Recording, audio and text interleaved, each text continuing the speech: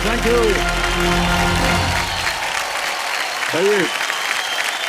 Thank you, thank you, very आदर अभिनंदन आभार। मैं अमिताभ बच्चन आपका स्वागत करते हुए शुरू करता हूँ। ज्ञानदार, धनदार, शानदार, कौन बनेगा करोड़पति। तो देखिए सज्जनों, देखिए जिंदगी भी एक पोस्टमैन के थैले की तरह होती है।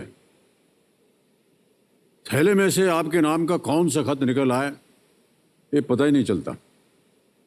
मुझे उम्मीद है कि आज मेरे सामने बैठे अंशु रविदास जी के लिए जिंदगी ने जो चिट्ठी भेजी है उस पर केवल यही लिखा होगा, अपार सफलता। अंशु जी, यस सर। ये हमारे पिछले हफ्ते के रोल ओवर कंटेस्टेंट हैं। अंशु जी जब हुआ मध्य प्रदेश में असिस्टेंट ब्रांच पोस्ट मास्टर हैं।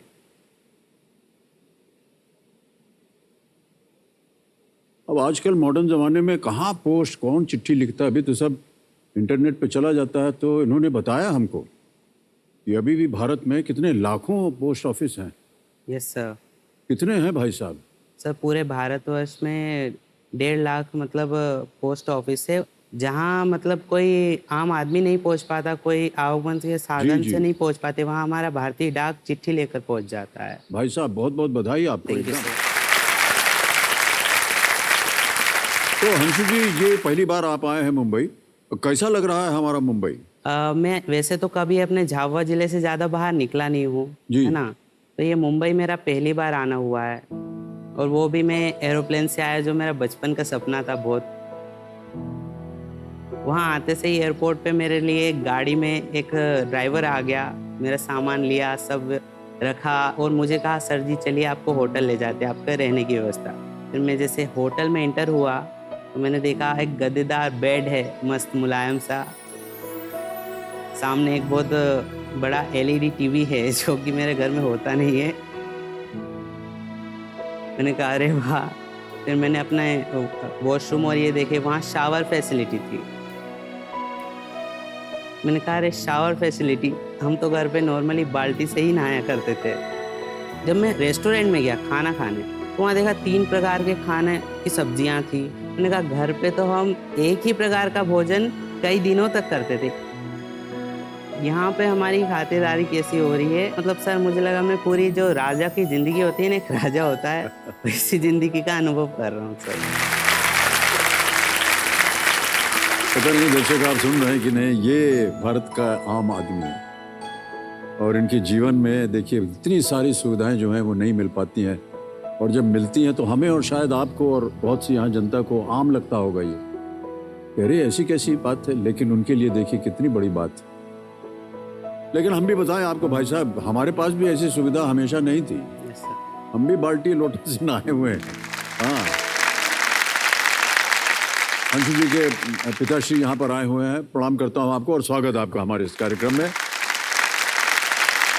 तो अंशु जी, खेल की ओर अब ध्यान चला जाए और आज की जो एक्सपर्ट हैं उनसे आपका परिचय करवा देता हूँ। हमारे साथ हैं ऋचा अनिरुद्ध जी। हंसती हुई मुस्कुराती हुई ऋचा जी जिंदगी विद ऋचा नाम से बहुत ही प्रचलित शो ये होस्ट करती हैं। और ऋचा जी एक बार ये देखिए, आ गई ऋचा जी, तालियों के साथ आपका स्वागत करते हैं। नमस्कार सर। बहुत प्यारी सी ऋचा जी आपकी सहायता के लिए यहाँ पर बैठी हुई हैं। जब कभी भी आपको इनकी जरूरत पड़े, आवश्यकता पड़े, इनसे आप पूछ सकती हैं। तो एक बार फिर बहुत बहुत स्वागत आपका ऋचा जी। ऑलराइट, लेट्स प्ले कौन बनेगा करोड़पति, प्रारंभ किया जाए। 11वां प्रश्न 6,40,000 रुपए स्क्रीन के ऊपर ये रहा।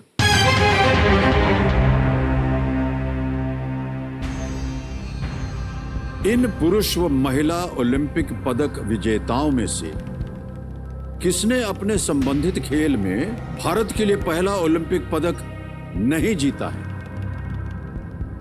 Who among the following Olympic medalists is not the first one among men and women to win a medal for India in their respective sport? A.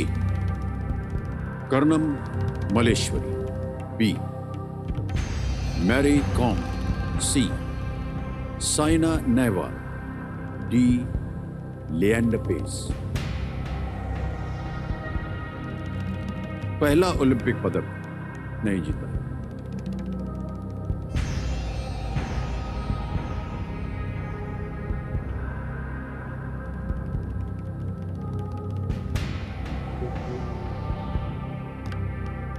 Sir Leander pace तो बहुत पहले के खिलाड़ी है टेबल टेनिस, मतलब वो जो लॉन टेनिस ऐसे खेलते हैं शायद।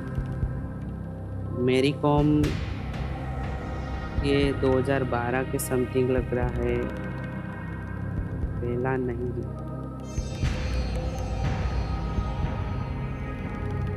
सानिया नेहवाल बैडमिंटन,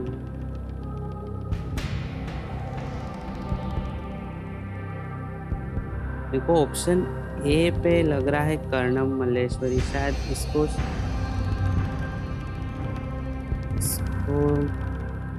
इन्होंने मतलब भारोत्तोलन में ब्रॉन्ज मेडल जीता था। इनके लिए इन्हें खेलों के लिए शायद उसके अध्यक्ष के रूप में भी चुना है।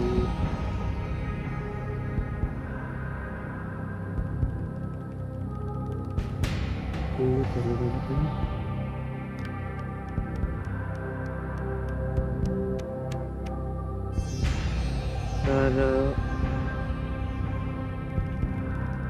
2 लाइफलाइन अगर आपको कष्ट हो रहा हो।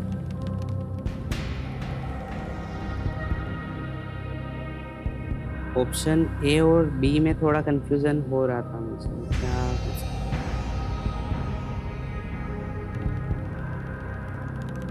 Sir lifeline. लाइफलाइन नहीं। हाँ 2 बची हैं। Flip the question, ask the expert. Sir flip the question. Okay, flip the question अंकित किया जाए कंप्यूटर जी। इस प्रश्न को हटा दें, एक नया प्रश्न आएगा आपके सामने हंशु जी। इसका उत्तर हमें देना होगा। क्या लगता है आपको क्या होना चाहिए? ऐसे ही गेस कर रहे हैं आप। Sir option B. Option B Mary Kom. तो लगा जाए, सही उत्तर था। यदि आप खेलते तो मैरी कॉम सही था। मैरी कॉम ने 2012 के लंदन ओलंपिक गेम्स में मुक्केबाजी में कांस्य पदक जीता था, लेकिन उनसे पहले 2008 बीजिंग गेम्स में विजेंद्र सिंह कांस्य पदक हासिल कर चुके थे। मैरी कॉम सही उत्तर। बहरहाल आपने अब लाइफलाइन ले ली है और इसको हम हटा देंगे। एक नया प्रश्न आएगा। जो हमने आपको सूची दिखाई थी उसमें कौन सा विषय चुना आपने? Sir my city my state. My city my state, alright. तो आपका शहर है झबुआ और प्रांत है मध्य प्रदेश। इसी के आधार के ऊपर भाई साहब अगला प्रश्न आएगा। कबीर महाशय इस प्रश्न को हटा दीजिए और फ्लिप द क्वेश्चन का जो प्रश्न है झबुआ मध्य प्रदेश के आधार पर उसे हमारे सामने प्रस्तुत किया जाएगा।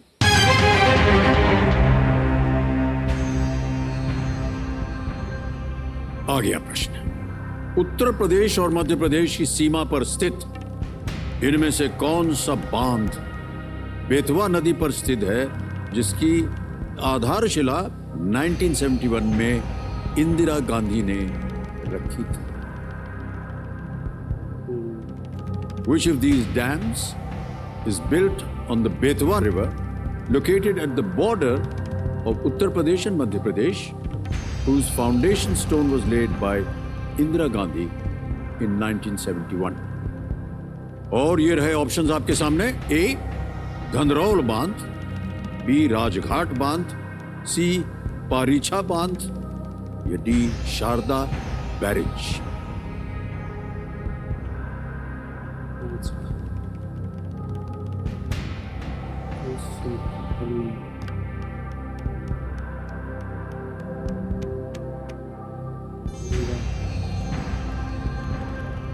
ऑप्शन ए तो मुझे नहीं लग रहा, धद्रोल बांध, पारीछा बांध ऑप्शन सी भी लग रहा,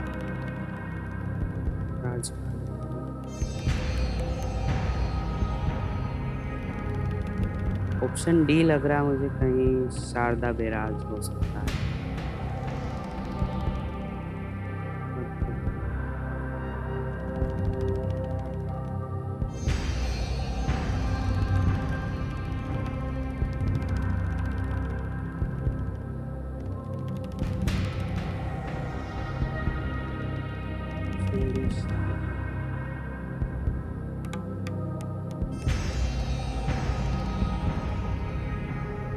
हाँ, लाइफ लाइन। लाइफ लाइन लेंगे, ऑलराइट, लाइफ लाइन लेंगे ये, इस लाइफ लाइन को अंकित किया जाए। और ऋचा जी आपकी बारी आ गई है, मुस्कुराते हुए आइएगा और उत्तर दीजिए। प्रश्न पढ़ता हूं आपके सामने ऋचा जी।